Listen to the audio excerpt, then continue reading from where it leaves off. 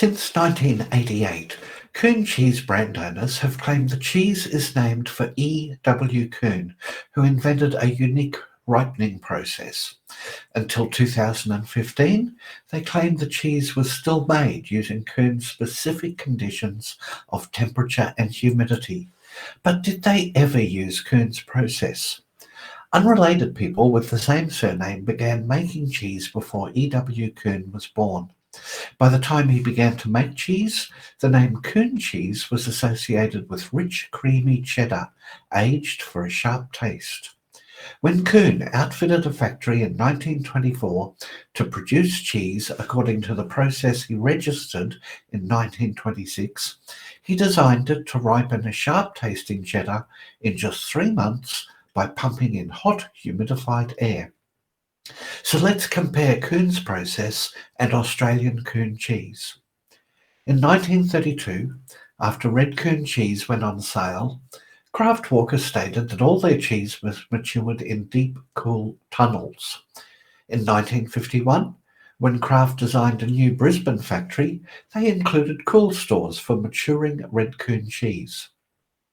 A 2003 flowchart from the Warrnambool factory shows cheddar cheese sent to a rapid chiller before maturing.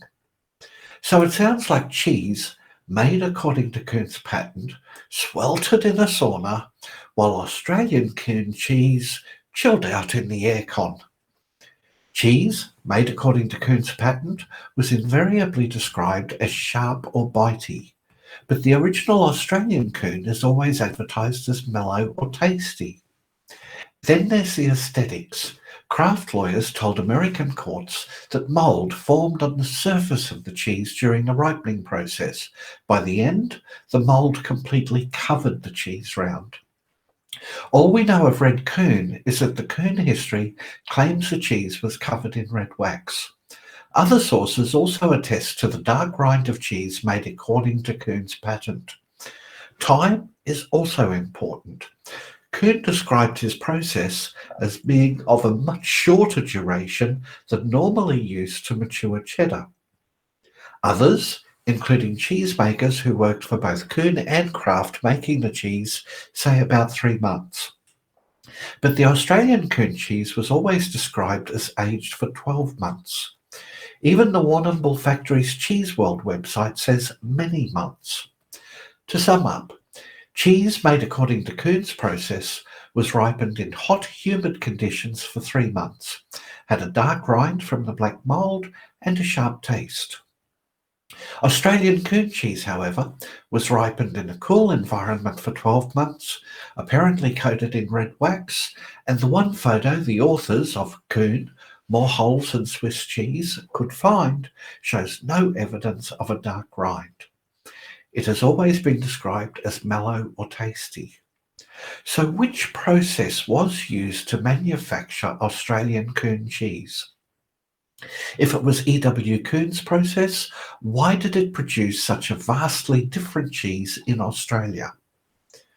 Neither James Kraft nor Edward Coon began as cheesemakers. They were both cheese merchants. Before either ever made their own cheese, they put their own brand on premium cheese purchased from other cheesemakers.